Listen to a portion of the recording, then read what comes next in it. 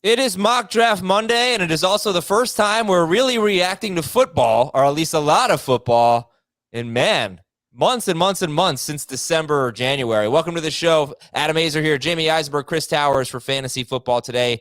Yeah, on Friday we did talk about the Thursday night games, but we had basically a full slate over the weekend, and we will discuss it from Myles Gaskin to Phillip Lindsay to the Baltimore Ravens, who have won 18 preseason games in a row. And my biggest takeaway, guys, the Denver Broncos starters are a lot better than the Minnesota Vikings backup. So it was a great day for the Denver Broncos. Did the Vikings have a single backup or a starter in the game? Not that I'm aware of. They did not. But the Broncos really did look good. I get thumbs up. Thumbs up. All right. We got winners and losers. Did you hear Mike Zimmer after the game? No, I didn't. When KJ Hamler scored, or talking about KJ Hamler's score, he goes, "We watched that little guy in practice for 2 days. They know he's fast." Oh man, yeah, it was not a great showing. But what do you expect when you don't play any of your starters? All of the quarterbacks, the rookie quarterbacks, really interesting. They did some very good things, some very bad things. But let's get into it. Let's go. Biggest preseason week 1 winner, Jamie. I'm going to give you 3, and 3 rookie wide receivers. I was really impressed with Terrace Marshall, Rondale Moore, and Amon-Ra St. Brown. Love what all 3 of them did, and excited to see more from those 3 guys moving forward. Uh-oh. Chris has Amon-Ra St. Brown as a loser. How? Yeah, and that's mostly just because of the usage. He only played 11 of the 22 snaps that Jared Goff was on the field for, and they used him exclusively as a third receiver. So he wasn't on the field for any of their 2 wide receiver or 1 wide receiver sets. And so my thought looking at it is just on a team that's going to run the ball, on a team that's not going to probably play an 11 personnel much, he may not be on the field all that much if that's the usage moving forward. Obviously, first preseason game, the caveat goes with everything we're talking about. But based on what we saw yesterday, I'm a little worried about playing time for him at least. Yeah, I don't know if you watched him, but he looked great. No, he looked good, yeah. And I don't necessarily think you say they want to run the ball a lot. I don't think they're going to have the luxury of running the ball a lot, given what their team is probably going to look like. Also, when they go to their 2 tight end package, you're going to see a lot of probably TJ Hawkinson's put out wide and still St. Brown playing in the slot. And I think you're going to see, based on Jared Goff's track record, he's going to lean on that kid quite a bit. So had also a big catch taken away on a penalty. I was excited to watch him play. Yeah, so good start for him. Rondale Moore, I thought, a good start for him. I think both of you make valid points here. We'll see about the personnel and the playing time. And if any of the wide receivers can distinguish themselves, because Tyrell Williams also did some good stuff, and not a lot to go off of. We're not freaking out. We're not overreacting to much here. I am curious about Myles Gaskin. I'm sure we'll talk about him when we get to the losers. Rondale Moore, it was gimmicky the way they used him, but they used him. That's what I like about him is that I think they're going to manufacture a lot of plays for him in that way, because he's so good with the ball in his hands. I think his freshman year at Purdue, it was something like 71% of his yards came after the catch. He's real small, but he's extremely dense. He's hard to bring down. And so, I've been referring to him as kind of like the skeleton key that can open up a lot of what the Cardinals want to do on offense, because Cliff Kingsbury loves to do a lot of short, designed passes to his wide receivers to get the ball in their hands in space with blockers. And Rondale Moore can be exceptional in that role. The only concern for me would be that, because AJ Green and DeAndre Hopkins didn't play, I don't know if he's the number 3 or the number 4 right now. But they play more 4 wide receiver sets than any team, so he'll still be on the field. Yeah, and Marquez Callaway, I don't know if Chris, you were going to bring him up, but I got to bring him up as a winner. Yes. First drive of the game with Taysom Hill, he had 3 catches, and for me, there's no question I'm drafting him over Traquan Smith, who was not playing, but I still think Callaway, I'm going to ride the momentum here. Would you guys take Callaway over Terrace Marshall, Rondale Moore, Amon-Ra St. Brown, maybe even Elijah Moore at this point, who's on the shelf, hopefully just temporarily? Is Callaway that big of a riser that he should go ahead of many of the rookie wide receivers? No. He'll be in that group for me. I think I'd still rather have the mores than him, but I think he's right there. The problem for Callaway is that those other guys are coming back. At whatever point Michael Thomas comes back and whatever point Traquan Smith comes back. So he's been the star of training camp by default, but it's good to see him playing that he is. And I agree with you. You should take him over Traquan Smith now, but by the end of camp, if Traquan's back this week and he starts to put on, good performance and puts up some numbers in the preseason, I think Smith's going to go ahead of Callaway. All right, Chris, who are your winners? Yeah, I'll throw out, I think, just the fact that all of the rookie quarterbacks at least looked good. None of them fell on their face. It doesn't mean anything. It doesn't mean that they're going to be stars, but you'd rather see them perform well than struggle. And all of them performed varying levels of well. I think Justin Fields was obviously the most impressive of them. Playing against backups can do that, but he looked really good in both phases of the game, his running and his passing. Trey Lance had the big 80-yard touchdown to Trent Sherfield. That was a really nice play. He also had an interception dropped. He was 5 for 14. So it wasn't, an incredible performance, but I think you can move forward with all the rookie quarterbacks thinking that, at the very least from what we've seen so far, they all look passable. I'll also throw out Josh Palmer, who seems to be locked into the number 3 wide receiver role for the Chargers. They used him kind of like Keenan Allen in this one, just a lot of really short throws, but he was targeted a ton. And then Brian Edwards and Henry Ruggs. They didn't play on Saturday, and I think that makes them winners because it sure seems like they've locked up starting jobs in that offense already. So it was, John Brown and Zay Jones out there in the first preseason game rather than the 2 young guys. So yeah, both of them should be late round sleepers. Really strange what's happened to John Brown. Yeah, he's been a productive player when he's healthy, but right now he is not on the first team with the Raiders. So, Jamie, would you draft Brian Edwards ahead? I think at this point you got to draft Ruggs ahead of Brown, right? But would you draft Edwards ahead of Brown too? Yeah, you have to. I think by the start of the season, you'll see Brown playing a little bit more. And I think the thing about him playing over Brian Edwards is he's new to the team. Brian Edwards has been with the team for over a year, so that probably factors into a little bit of how the personnel was used over the weekend. But obviously, you got to go with what the training camp reports have been, where John Brown's the 4th receiver and Edwards is the playing on the outside over him. So we'll see how it all shakes out. But right now, Edwards is the riser and Brown is the faller. Phillip Lindsay is obviously a winner. He had the first 5 carries of the game for the Houston Texans, and David. You can't draft David Johnson now at that point where he's going. What's that? You can't draft David Johnson anywhere close to where he's been going. Which right now on CBS is about 100th overall, and it's dropping. But can you draft Phillip Lindsay as a top 100 pick? I'd rather have Lindsay than Johnson at this point. Yeah, I think it's around 100 would probably be the high point for where I'd go, because David Johnson was the 3rd down back here. And so I think you have to assume that Phillip Lindsay is going to be the lead back, but Mark Ingram didn't play in this one. And, say what you want about Mark Ingram, but him and Lindsay were listed as co-starters on the first depth chart. And, clearly at least Lindsay being listed above David Johnson was legitimate. So I think it's probably a situation where he's going to still end up splitting work. I'm not particularly excited about it, either of them. Okay, Jamie, let's go to the losers. Who are your biggest preseason week 1 losers? I mean, you mentioned it, Myles Gaskin. That was just, I don't get it. And Malcolm Brown looked the part of Malcolm Brown, 8 carries for 9 yards. So get him the hell out of there and let Myles Gaskin go back to being the guy. Gaskin spoke, I think it was last week, sometime in the last 2 weeks, about how the offense is different from a year ago. And clearly it's different for him, because when he was healthy last year, especially, week 3 on, he was the guy for the Dolphins. And, I certainly had high expectations for him. And that was the most discouraging thing for me, to see Brown, outsnap him 13-7 with the first team offense, and Gaskin be more of a 3rd down back. He played into, the second quarter with the backups, whereas, Brown was off the field. So Malcolm Brown has to be a late round target at this point. Gaskin is not worth drafting today at his ADP, which is, I think, round 53rd overall on CBS. So it was very discouraging to see that in the first preseason game for Miami.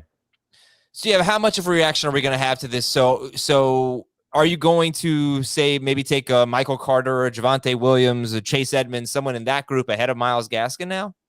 Yeah, I mean, in drafting today, I think you have to. It's just if he's not going to be the starter and going to be a third down back, and they're going to use both guys. I mean, the attractiveness of Myles Gaskin, what made him so attractive was the fact that he was so used. His usage last year was just ridiculous. And if bringing in Malcolm Brown was an indication that they were going to use him to this level, to make him the starter, to use him,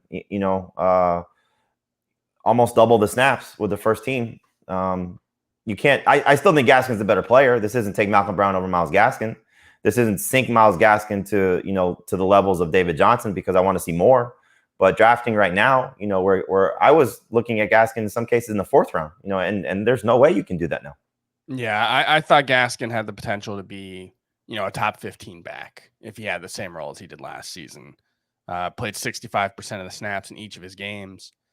It's certainly frustrating to see Malcolm Brown, kind of essentially doing what he did, at least in the first preseason game, doing what he did to Cam Akers' value early on last season, where, whether we think he's good or not, clearly he seems to have the trust of the coaching staff, and that is definitely a concern for me at this point. I don't know that I want to go there yet, guys. I tried so hard to find something written about it, and I didn't see much covered. I just found this right now in the Sunset. None of the Dolphins beat writers talk about the running back. Well, Cameron Wolf, who works for the NFL Network, used to be the Dolphins beat writer for ESPN. He was asked about this over the weekend because I'm sure, like a lot of people who have either done their drafts or in dynasty leagues or are looking at this, I don't know if it was a fantasy question per se, but he was asked, what's the deal with Malcolm Brown and Myles Gaskin? He replied, Myles Gaskin is still their guy.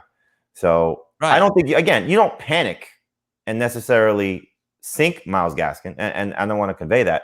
But you mentioned a group of running backs, Adam, that I think he is now in the mix with, of Carter and Williams and Edmonds, the guys who are going behind him. I think you just got to drop into that range. Okay, yeah. No, this is what I was going to read from the Sun Sentinels. Tailback rotation was puzzling. Malcolm Brown started Saturday's game and struggled for most of the day, gaining 8 yards on 9 carries. He also failed to punch it in on some goal line runs in the first quarter, which resulted in a field goal. Myles Gaskin and Savon Ahmed, who have spent most of training camp as the Dolphins' top 2 backs, work sporadically in the first half.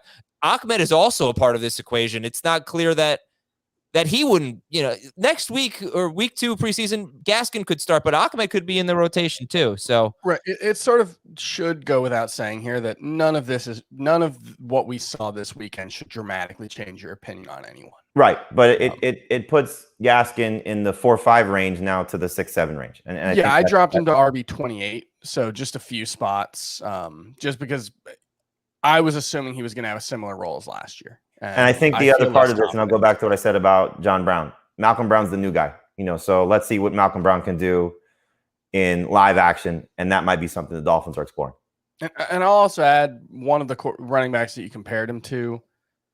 Again, first preseason game, small sample size, but it is what we have to work with.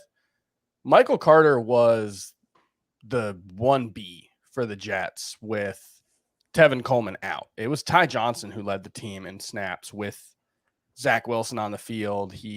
They basically split first and second down, and then Ty Johnson, I believe, got all of the third down snaps with Zach Wilson on the field. So it's one game. It's Michael Carter's first game ever. Who knows what that actually means, but it's disappointing, especially because Michael Carter's gotten a lot of praise for his work in the passing game in training camp. I kind of thought he was the third down back at the very least. So, that's one that I'm certainly going to be watching a lot more closely in the next couple of weeks. Any other big losers? Adam Troutman was not exciting. 3 of his 9, he was out there for 9. He was out there for 9 pass plays and blocked on 3 of them. That's it was frustrating. Yeah. And James Robinson and Travis Etienne, when they added Travis Etienne, Urban Meyer had all those quotes about, we view Carlos Hyde and James Robinson as our first and second down backs. And then we've sort of written off that, and, Carlos Hyde has been irrelevant. He did get a handful of snaps with the first team offense. And I don't think Carlos Hyde's going to be fantasy relevant, but if he's going to have even a small role in this offense, it's going to make things, even tougher for Robinson and ETN to stand out. Well, and listen, I think if you draft any rookie running back other than Najee Harris, you might have to just be patient. And it's gonna take some time for guys to take over. But if Michael Carter's competition is Ty Johnson, I'm gonna bet on Michael Carter. And honestly, if Myles Gaskin's competition is Malcolm Brown, I'm probably gonna bet on Myles Gaskin. But I'm not. I do come away. I think we all probably come away from the Dolphins game feeling like, obviously, you guys have dropped him in your rankings, feeling less secure about Myles Gaskin's role. Even if he does end up being the starter, it may not be in a way that we were anticipating. And guys, I just have to talk about Javonte Williams, because going back to winners, I thought he looked so good. Now, you could also call him a loser because he was splitting time with Royce Freeman. But if you saw the touchdown run that was called back, what did he do? He broke a tackle. He is such an incredible, at the collegiate level, I think Jacob Gibbs said he broke like 57% of attempted tackles. So Javonte Williams, the Vikings basically just put up no fight. They had all their backups in there. The Broncos ran all over them. But I'm so excited about Javonte Williams. Maybe I'm overreacting. But I was excited. I've been excited about it since the draft pick. I right away, I had him ahead of Melvin Gordon. And he didn't hurt his case. Melvin Gordon didn't play, but he didn't hurt his chances in week 1. So just wanted to thumbs up. No, he looked good. And you don't know what Mike Boone's status is either. He got hurt last week. No, he's out 4 to 5 weeks, I believe. He doesn't. Right, but I'm saying once he's healthy, what his role is going to be. They basically use Royce Freeman in Mike Boone's role, I would guess. All right, we'll see if we have time for a few more preseason reactions. Make sure you watch Fantasy Football Today, our video show. It's at 1 p.m. Eastern today on Monday, but typically it's noon Eastern every Monday through Friday, noon Eastern, Fantasy Football Today, and once the season starts, Sunday morning as well. It's a big month for us. We're supporting St. Jude. We're raising a lot of money, and we want you to be part of it. Draft Prepping for Charity Month. We're going to have various eBay auctions supporting St. Jude, and culminating in our Draftathon event on September 1st. And you've heard about our pre-draft calls already, but now we've added a beer with Heath over Zoom. So if you want that, or if you want a spot in the 2021 Fantasy Football Today Podcast League and a custom design fantasy team logo, go to cbssports.com/eBay. I love the logo idea, by the way. That's awesome. cbssports.com/eBay to donate and bid. That is cbssports.com/eBay. You guys want to hear something funny? Yeah. Let's hear Ben Schrager talk. Ben? CBS Sports. Oh, yeah. eBay auction. That. Dude's coming down with something. Hope he's feeling fine. So we'll make fun of his weird voice. But Ben is. Donate to St. Jude. Yeah, I'll say that in the weird voice. There you go. Donate to St. Jude, everyone. Says Ben. News and notes. Curtis Samuel's off the PUP list. All right, let's take a look at Curtis Samuel's ADP and CBS. I'm going to start using CBS ADP a little bit more. Wow, 130th. So that feels like a bargain. Curtis Samuel. Absolutely. Right? Good to see him back out there. We'll see how much the lost time has hurt in his rapport with Ryan Fitzpatrick. But I'd be very surprised if he's not the second best receiver on the Washington football team. Would you rather have Laviska Shenault or Curtis Samuel? I would rather have Samuel. I'd rather have Shenault. I hope it wasn't a microcosm of what we saw with the Jaguars, but on the first drive, Shenault had a few targets. On the next drive, Marvin Jones had the targets, and DJ Chark, of course, didn't play. Okay, Dak Prescott's shoulder is healing well, according to Adam Schefter. Devontae Smith is now day-to-day. Hopefully we see him back soon, Devontae Smith. Green Bay backup quarterback Jordan Love could miss some time with a shoulder injury. It doesn't seem too serious. He might miss a week or so. Pittsburgh acquired perhaps their starting middle linebacker, Joe Schobert from Jacksonville. Houston, for a 6th-round pick. Houston wide receiver Anthony Miller has a slight dislocation of his shoulder. There goes that passing game. Yeah. Tavon Austin stole a catch from Tim Tebow. That wasn't very nice. And as I mentioned, by the way. Oh, the blocking, yeah. No comment. Nah, if you see the video of Tim Tebow blocking, it's just not a good moment. Yeah. Baltimore has won 18 straight preseason games. That is one short of an NFL record. How about that? Okay. I don't know if there's over how many years? 5? 5, I guess this would be 5. Except unless not counting last year, obviously. I just have some general notes. I don't know if you guys want to just fire through some more preseason stuff. Probably not, because it's preseason week 1. Bad starts for the Giants and the Jaguars offensive lines. The starters bad. Not much to glean from the Bucks backfield rotation. All 3 of them played. Oh, I think that's what you take away from it.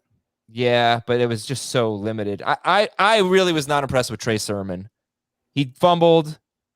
He didn't make any good plays. He made up his hand on the fumble too. He had took it off. Yeah, but his best path to playing is probably Mostert to starting. Is probably Mostert getting hurt, or at least having a big role. He'll be the second guy, and again, it's one of those things where I think he's going to need more volume to be successful, and I don't know if he's going to get that with Mostert healthy. Right. Okay. Let's talk about our mock draft. 12-team PPR mock draft. And interesting picks include Nick Chubb going 8th overall. I don't think any of us are doing that in full PPR. That was ahead of Kelsey, Devontae Adams, Tyreek Hill. Dan Schneier had a really interesting team. He picked 12th. He went Barkley and Taylor with his first 2 picks. So it's a lot of fun, but obviously very risky. And I will say that this draft made me realize one thing, guys. I want an early pick, a top 5 pick so badly. I am not enjoying picking late, but hey, we'll make it work. We'll make it work. Well, you did something that I think is worth discussing, and I know you when I brought it up to you, just because you mentioned where you're picking, is something that I think we should reiterate to people that might be drafting for the first time. Pay attention to the people around you. Yeah, I made a rookie mistake. I was doing a podcast while drafting, but yes, go ahead, Jamie. You can tell the. So you started your team with Najee Harris and Stephon Diggs, correct? No, Tyreek Hill in round 1, Tyreek Hill and Najee Harris, excuse me. So, and you just mentioned what Dan did after you. He picked 2 running backs. So you got to your round 3 pick, and you took Chris Carson, and then ended up with Amari Cooper. Now, I don't know if Cooper was the receiver you were targeting. Cooper Kupp went ahead of Amari Cooper. Maybe you wanted Patrick Mahomes, who also went after your selection. But when you made your pick, I said to you, why are you taking Chris Carson? And you said, you know how much I love him. And I said, well, that would assume that you were assuming that Dan would have taken him, but he took 2 running backs to start his team. So it's a risky game, obviously, to play because you never know what the person is going to do.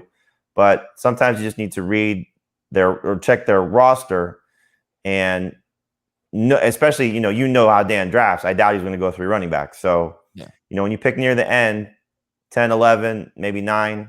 See what's happening behind you. Certainly at the front end of the draft, if you're picking, in the top 4, if you're 2, 3, or 4, know what's happening when it comes back on that end, because you can kind of play the board a little bit differently. And you might have gotten Chris Carson in round 4 as opposed to round 3, and maybe gotten one of the 2 players that Dan selected in Mahomes or Kupp.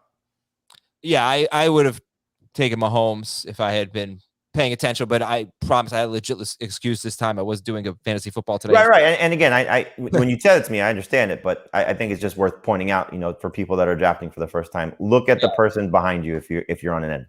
Absolutely.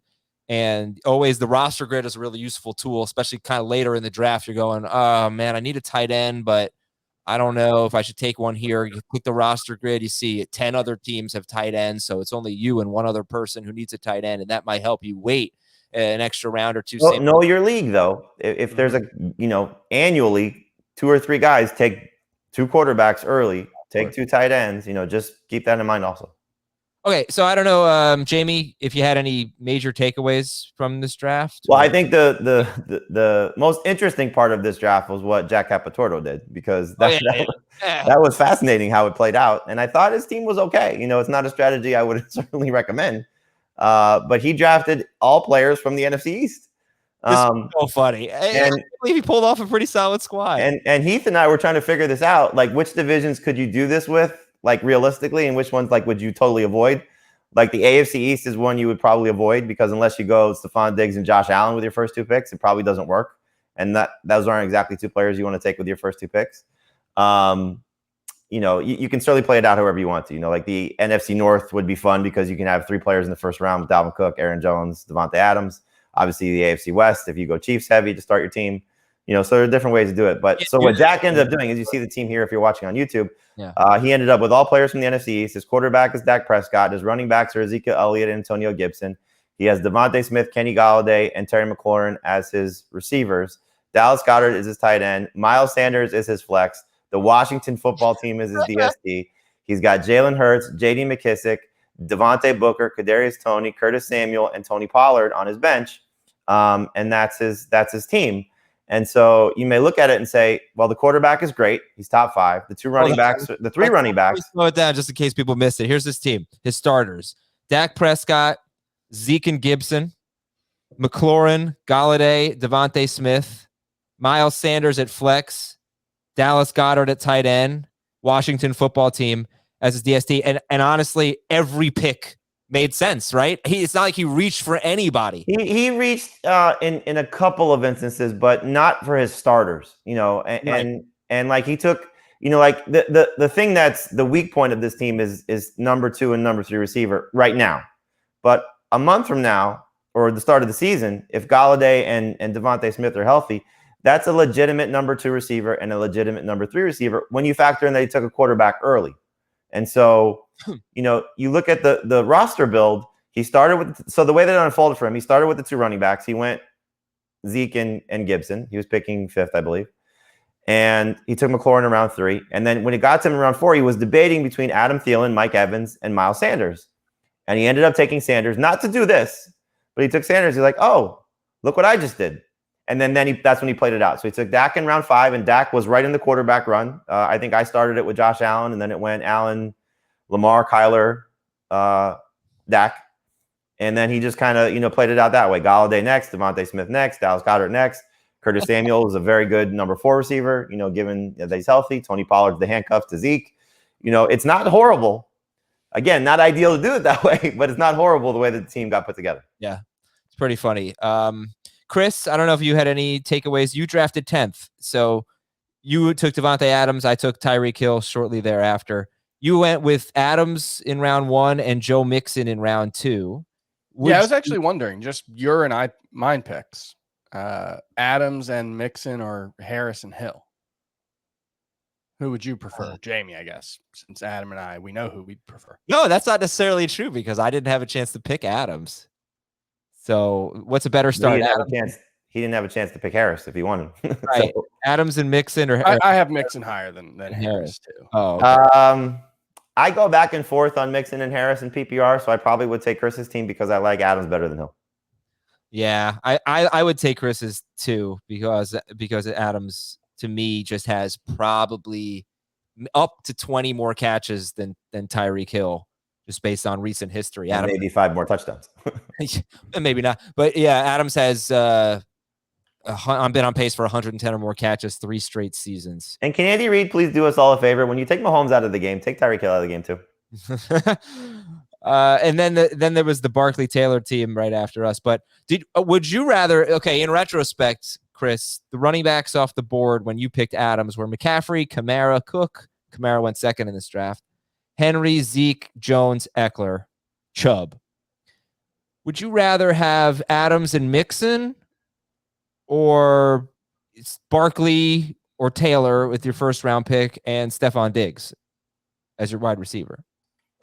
I have Mixon as my number 7 running back. Okay, well so that. I'm really, really high on him this year.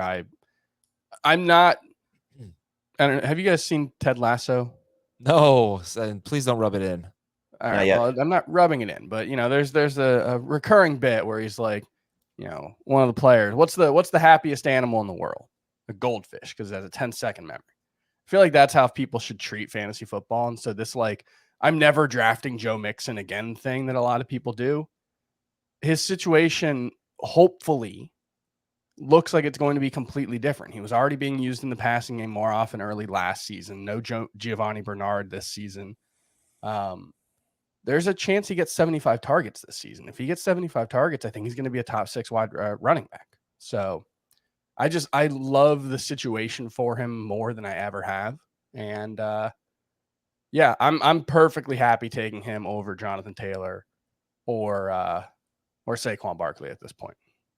Okay. So Chris, I have a question though, because I know you were so, at least early in the process, tight end and all 3 tight ends in the first round, and you didn't do it in your first 2 picks. Have you softened on that stance? No, it was mostly just that, Adams and if I think Kelsey was already gone by the time I had picked he went the pick before me. If it was Adams versus Kelsey, that would have been a tough decision. They're the top 2 non-running backs for me, but I do have Mixon higher than the tight ends. The tight ends are more in like the RB 8 to 10 range for me. Okay. I just want to see. Darren Waller last season averaged 17.5 fantasy points per game. Has Mixon ever done that? This is in full PPR. He averaged 16.9 last year. In PPR. 17.4 in 2018. There you go. So their best years, Waller and Mixon's best years were basically identical. Okay, Jamie, take me through your team and any you had the 3rd pick and you got Dalvin Cook because, like I said, Kamara went with the 2nd overall pick. Take me through your team and any things that you liked or didn't like. So I think one thing, and I would encourage people, especially as our audience continues to grow as the season gets closer and your draft day gets closer, do some sort of mock drafting. We have a great mock draft product. There are other sites that have great mock draft products. Find a way to try different things. And so for the most part, and I do a lot of different strategies because I do a lot of these drafts. But for the most part, I find myself too often going running back, and I made it a conscious effort not to do that this time. So a guy that I typically take in the 2nd round was still there, which is Clyde Edwards-Helaire, but I was taking the best available wide receiver, which the guy on my board actually was Justin Jefferson, but I didn't want to go Vikings to start. So I took Metcalf, who's the next available receiver. So I started running back, receiver with Dalvin Cook, DK Metcalf, and Allen Robinson. Round 4 was a tough call for me because I think Mike Evans as a 3rd receiver is pretty impressive. But I wanted to take Darrell Henderson in that spot just because I thought I could find a 3rd receiver that's still okay, and the running back cliff was coming. So the fact that Henderson was still available at 46th overall, I went that route. Took the 2nd quarterback off the board because I thought Josh Allen at 51 was a good value pick. And then the player that I was happiest to draft was Michael Thomas at 75th overall in round 7. So Jerry Jeudy is the 3rd receiver I took at 70th overall. Michael Thomas was my 4th receiver, but if he's healthy by week 6 or 7, if not sooner, that's a pretty impressive receiving core of Metcalf, Robinson, and Thomas with Jeudy a potential flex option. So that's the way I started my team. I don't know how much you want me to continue, but I have a lot of running backs to cycle through after that. But I was really happy with how this team came together. Yeah, well, we've got a great core for your team. And when you took Josh Allen as the 2nd quarterback off the board, and what'd you say, 51st overall? Yes. You would not have, if you had waited, you probably wouldn't have gotten a top 5 quarterback. You could have gotten Russell Wilson with your next pick, but you didn't know that at the time. You kicked off a run, so you had an early pick, and you took Josh Allen, and that's when all the quarterbacks go. And just want to clarify something, because I know we did our quarterback preview. I had Lamar Jackson too at that point. With all the injuries to the Ravens receivers, I had those guys so close. I went back to Allen at 2, who was my 2nd quarterback when this process started. So the core of Jamie's team is Allen at quarterback, Dalvin Cook and Darrell Henderson at running back, DK Metcalf, Allen Robinson, and Jerry Jeudy as his number 3 receiver. I think tight end and flex are I don't know how you feel about them. Irv Smith at tight end, Melvin Gordon at flex. But your flex could be Jerry Jeudy when Michael Thomas is back. Right. Elijah Moore. You have Justin Jackson, who clearly looks like the number 2 running back. No, not clearly. No, you don't think so? No, not the way they use Josh Kelly and Larry Roundtree. I think it's more of a mess than we thought. But the one thing I will point out in that one, Jackson was getting the early work. Yeah, that was Kelly was getting most of the passing down stuff. So that's the one thing I would add. Right. I think the last time we spoke about this, it was coming off of Jonathan Jones' report. JJ was with us. Jonathan works for us. was with the Chargers. He said that Jackson has a stranglehold or has the position locked down. I think the Chargers are still evaluating it. So, Heath was talking about Justin Jackson belonging in like the Jamal Williams, AJ Dillon range. I don't think he should be in that range by any stretch. Okay. And anyway, Herb Smith at tight end, Melvin Gordon at flex. I mean, but like I said, it doesn't have to be Melvin Gordon. So yeah, you got Alexander Madison, Justin Jackson, Latavius Murray with some upside on the bench there. Yeah, solid team. I don't have anything else to say. That's it. And I like Irv Smith a lot. He's obviously not in the upper echelon of tight ends, but I do think as a late round guy, especially how this team came together, I was thrilled with him. You took Judy over Sutton? I did. I don't know. Let me check. You did not, but maybe you would have. I have it ranked that way, so I would have, yes. But Sutton was off the board. Sutton went the round before, or in the same round. 6 picks or so earlier. Yep. Okay, and yeah, I mean that you could have taken. That was a run on receiver. That was a good receiver round 6. Higgins, Ayuk, Juju, Sutton, Robbie Anderson, Kenny Golladay, Tyler Boyd, Jerry Jeudy, Beckham, and then Brandon Cooks, Michael Thomas in the next round. Okay. And I think, we get a lot of questions on when's the right time to take Michael Thomas. I think if you're happy with, certainly if you're in a 2 receiver league, you're happy with your 2 starters. That's the easy choice. But in a 3 receiver league like this, I'm very happy with Judy as my 3rd receiver. You mentioned, Adam, that I would like a stronger flex, but I think if you do go quarterback early, and it's not unless you're taking 4 receivers, to in your first probably 5 or 6 picks, then you're going to leave yourself some hole, and flex is a potential hole for me. Right now it would be Melvin Gordon, but eventually it could be Michael Thomas and Jerry Jeudy as that 3rd receiver in the flex spot, and I would love that. And it's entirely possible Melvin Gordon's just a useful flex for the first handful of games of the season. All right, Chris, I want to get your thoughts on your team and how it came out. First, though, I want to talk to you about Lightstream, okay? Because if you're like most of us, you carry a balance on your credit cards. And if those cards come with high interest rates, you need Lightstream. Very, very helpful service here. Lower your interest rate and save with a credit card consolidation loan from Lightstream. Rates start at 5.93% APR with autopay and excellent credit.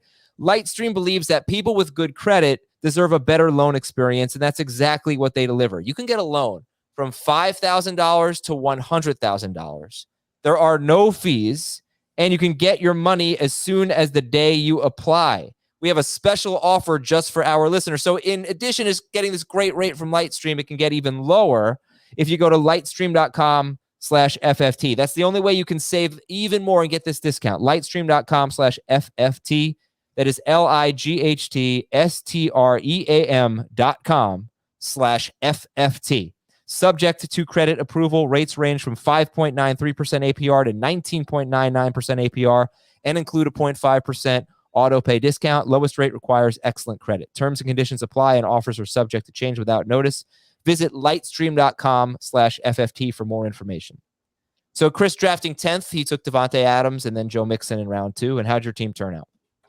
Yeah, so my starting quarterback, I may not have one in week 1. I've got Cam Newton and Justin Fields. That's a combination that I really like going with at quarterback if I'm going to wait, though, because one, you're getting 2 rushing quarterbacks, so you have that upside.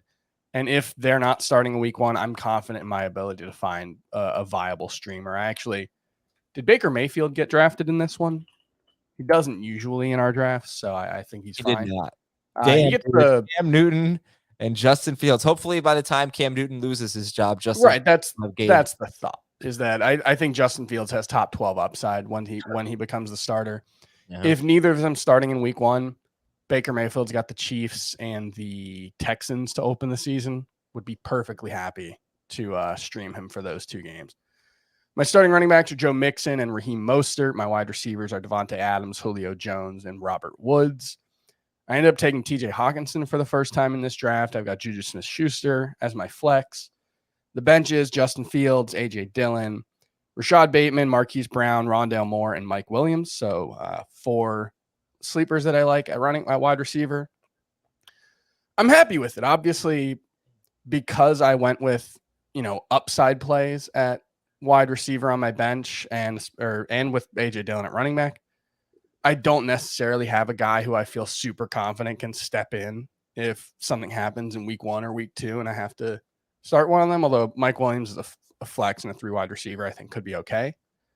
But I love my starting lineup. I think my starting lineup is really strong. I took TJ Hawkinson in the 5th round. I haven't drafted him this year. I don't necessarily love the breakout potential for him just because I think, in addition to the increased volume that he's likely to see this season, I think he just needs to play better. And I'm not sure that's a given with the downgrade from Matthew Stafford to Jared Goff. But like Jamie was saying, we do so many drafts. You want to try different things out, see what it looks like. I often draft tight ends early, but I either go early or late usually. So I wanted to grab one of the kind of middle-class tight ends and see what it looks like. And I'm very happy with this team. Well, you've only got 3 running backs. Your wide receivers are absolutely loaded. I do wonder maybe if one of the 4 bench wide receivers, when you're already starting 4 wide receivers, if maybe one of them could have been another running back. But your running backs are Mixon and Mostert and A.J. Dillon on the bench. So that's, and then you got the quarterback situation with Newton and Fields. But you're right. If there's a good place to be weak, quarterback might be the one. It's the easiest to stream. And Devontae Adams, Julio Jones, Robert Woods, and Juju Smith-Schuster are in your starting lineup. Yeah. So, and I need another running back for sure. You want more than 3 running backs on your roster. But with Rashad Bateman, potentially not being available to start the season, if I have to drop him to pick up a running back who pops in the preseason, I'd be okay with that. Okay. And Chris's team is fun. It has a lot of upside. I drafted a team that doesn't really scream upside, which is disappointing. I did a Twitter poll to see how people felt about it. They felt exactly how I felt about it. The overwhelming majority said it was kind of fine. It was fine. So I had the 11th pick, and I went with Tyreek Hill and Najee Harris. I was very happy with that. Chris Carson and Amari Cooper were my next 2 picks. My team is Brady, with Trevor Lawrence on the bench, Najee Harris, Chris Carson, Tyreek Hill, Amari Cooper, and Brandon Ayuk, and Tyler Higbee at tight end. My flex is Chase Edmonds. People hate that Chase Edmonds is my flex. I'm okay with it. I also have James Conner, and I don't really have another reliable running back. Rashad Penny to back up Chris Carson, Darrell Williams as a lottery ticket. My running backs, again, are Najee Harris, Chris Carson, both Cardinals guys, and some backups. And, it's an okay team. I think what I wanted to talk about here was this range of running backs that's really, I think, kind of exciting. And it was in this draft, it was late round 5. So Travis Etienne went with the 9th pick of round 5, which surprised me, right after Mike Davis. But Mike Davis, Travis Etienne, Chase Edmonds, who I took. Then you had Michael Carter, Kareem Hunt. You had Javonte Williams in round 7, and then James Robinson. I mean, these are pretty useful running backs. And I guess what I'm saying is I could have gone, let's just say I stuck with Tyreek Hill and Najee Harris as my first 2 picks. Instead of taking Chris Carson in round 3, I could have taken Amari Cooper and Cooper Kupp, or I would have taken Amari Cooper and Julio Jones. And then I could have taken 2 of that next group of running backs. I could have taken Chase Edmonds and Javonte Williams. And I think that makes my team less safe, but it does give it more upside. And another option you could go with. I don't, not to be dogmatic about it, but generally speaking, you should prefer an upside build to a safe build, because ultimately you're trying to win, a championship. You're not trying to avoid last place. And, I think I would rather have the Cooper Jones combination and, shoot for the upside there rather than, try to find, I guess Carson does have upside, but I don't know how much. I don't know. Their first 13 plays on Saturday were pass plays, which is interesting. I don't know how much upside Julio Jones has, in a low volume passing offense. Well, I mean, the guy that you could have taken was Mahomes. I didn't even say that because I figure 99% of the drafts that our listeners are in, Mahomes won't be there. Yeah. But you're right. That and I should have taken Mahomes. I would have taken Mahomes and that would have made my team, I think, better. But like I said, I was doing something at the time. But one of the other, I want to ask you guys about Chase Edmonds. This was a tough call for me. So Mike Davis and Travis Etienne just went off the board. I would have taken them. But then you got Edmonds, you got Michael Carter, Kareem Hunt, who I don't really like Kareem Hunt, to be honest. If there's a Chubb injury, I love him, but I would not have taken him. But Edmonds, Michael Carter, Kareem Hunt, Javonte Williams. But now that you saw Javonte Williams play, who you like, would you have maybe flipped it and taken Ayuk in round 5 and taken Williams in round 6? I would have taken Higgins, who went just before my Ayuk. Okay, so Higgins. I was hoping Higgins would follow me. Yeah, I mean, I guess I liked what I saw from Chase Edmonds too. I mean, the numbers weren't great, but I really like Edmonds. So I want to know how you guys feel about that group. Who you would have taken if you were going to select 2 out of Edmonds, Kareem Hunt, Michael Carter, and Javonte Williams. Give me your 2, Jamie. Now, yeah, I think Edmonds is definitely in the conversation. I probably would go Williams as the second guy over Michael Carter and Kareem Hunt. Yeah, I mean, I've gone so many times back and forth on Carter and Williams. Kareem Hunt is just, I think he needs Nick Chubb to be hurt to be great. I don't think that's saying much, but that's kind of what we saw last year when Chubb came back from the injury. Kareem Hunt wasn't that good. Kareem Hunt might be the ultimate example of the difference between fantasy points and points per game last season, because he was, I believe, 10th in PPR in total fantasy points at running back, and nobody viewed him as one of the 10 best running backs. He just happened to play 16 games. He was actually a little disappointing when Nick Chubb was out last season, but I think that's mostly a fluke. I think he'll be very good if Chubb is out. And as I pointed out, I mean, 2 of the first 3 games he played with Nick Chubb, he got a ton of garbage time work. There was a blowout win and a blowout loss. So I could see a pretty disappointing role for Kareem Hunt. And if you're drafting him because you think the Browns are going to have 2 viable starting options in fantasy in their backfield, it happened in the first 3 games of 2020. It didn't really happen when Nick Chubb got back, and I don't expect it to happen again. So that's why. But you also saw what the upside could be in the 4 games that Chubb was out. Yeah, but that's the thing. Like if James Conner gets hurt, which happens all the time, then Chase Edmonds has a ton of upside. Yes, you can see the upside of that for sure. Melvin Gordon gets hurt. Javonte Williams I think has more upside than all of them. So very fair. Right. So they all that's a situation for all of them. So one thing I would say when you're talking about upside, once you already have Tom Brady, I get the upside of Trevor Lawrence, but unless Brady gets hurt, it seems pretty unlikely that you're going to use Trevor Lawrence too often. I mean, you look at the schedule. This was my second to last pick. Yeah. No, but that's what I'm saying is I'd rather take a flyer late on another running back or a wide receiver at that range, just because like maybe you would use Lawrence in week 3 because Brady's got the Rams, but he's got the Cowboys, Falcons, Rams, Patriots, Dolphins, Eagles to open the season. I think the Rams are the only ones you'd even consider sending him for. Yeah, I mean, we have this discussion so often. That's just a general roster construction thing for me. I'd rather take a chance on an upside wide receiver than an upside quarterback. You're just saying that because I took Lawrence the pick before you were going to take him. I might have taken him. Yeah, that's when you took Cam Newton. So right, and you took Fields, obviously. I'm guessing before that. The round before that. Okay. All right, good stuff. And we'll read some emails at fantasyfootball@cbsi.com after a quick break on Fantasy Football Today.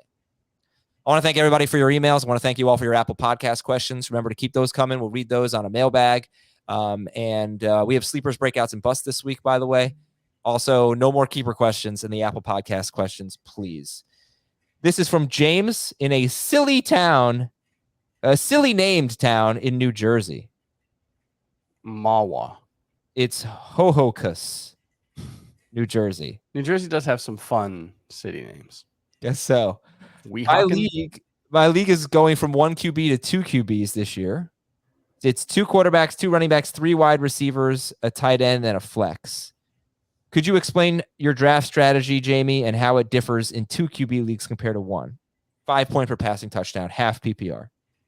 You want to get those quarterbacks early. That's certainly something that you should try to do. Don't necessarily sacrifice great players in doing that, but you see the way the quarterback position is looking right now, and there are very, very good late round options, but those guys are going to go sooner than you think. So what I usually try to do is try to get one quarterback in the first 2 rounds. Again, I'm not going to reach, so if there's a huge run on quarterbacks, then I will sacrifice the position a little bit.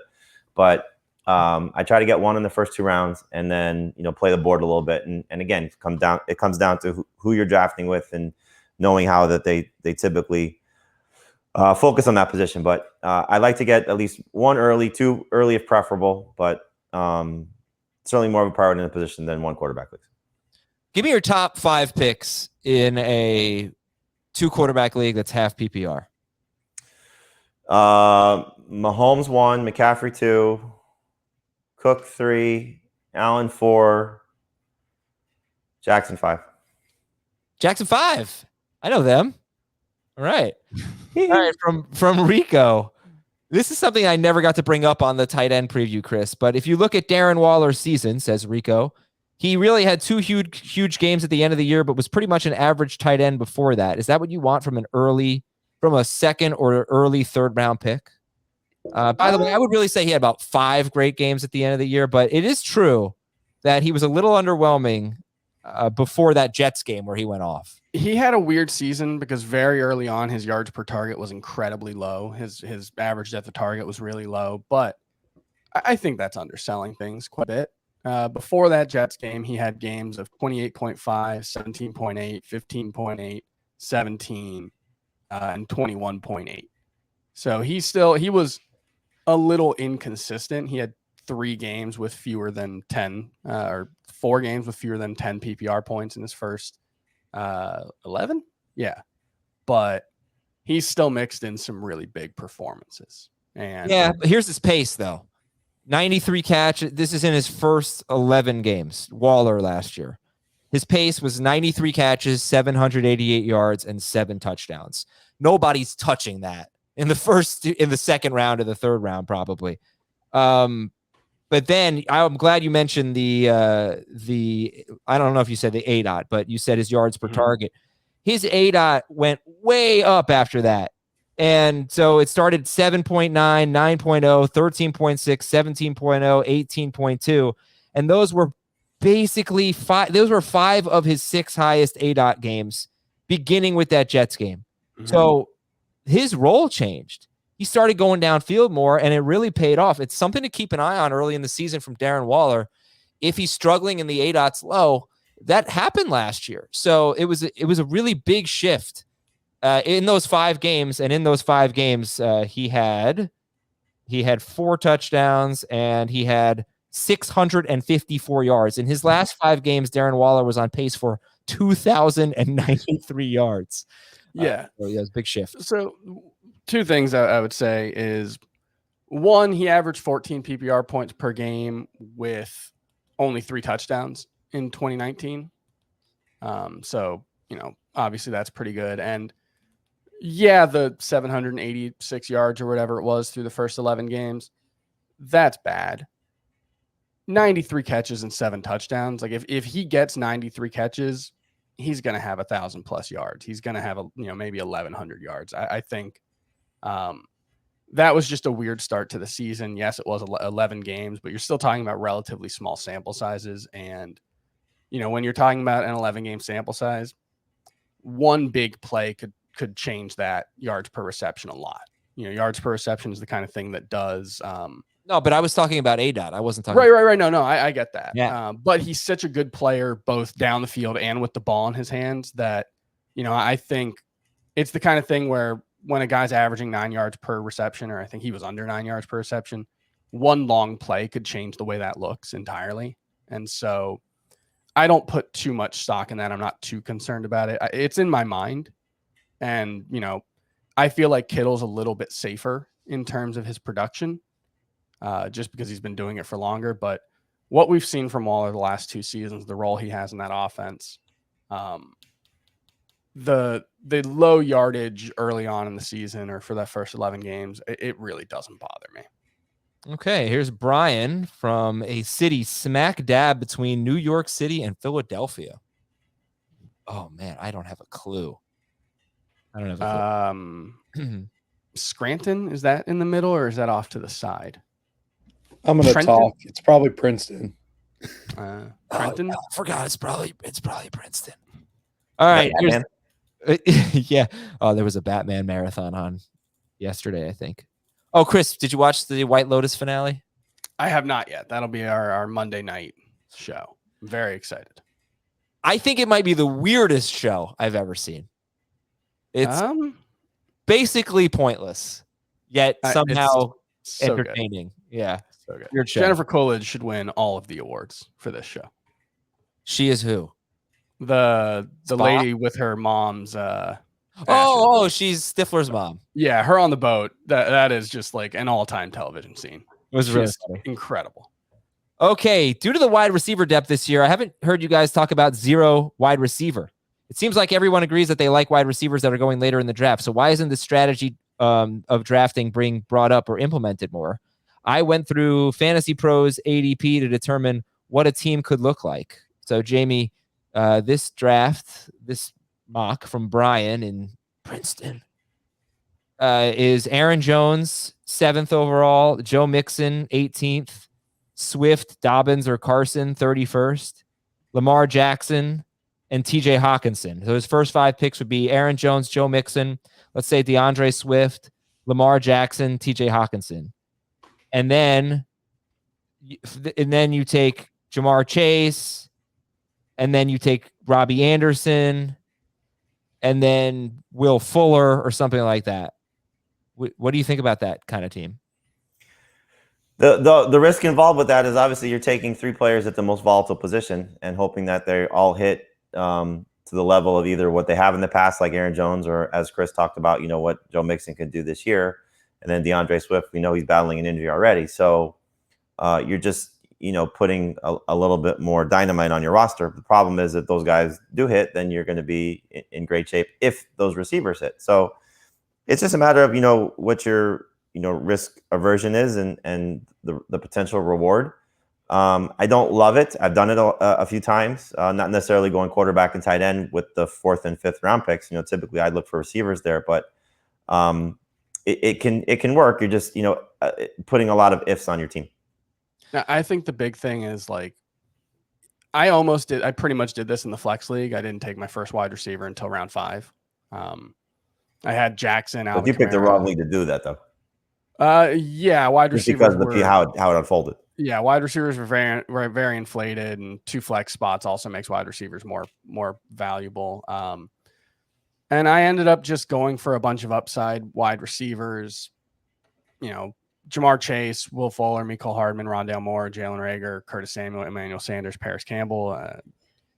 I hope I can get 4 useful wide receivers out of that, or 5 useful wide receivers. But the thing about, historically the way the positions work relative to one another is running backs have more upside, especially in the early rounds.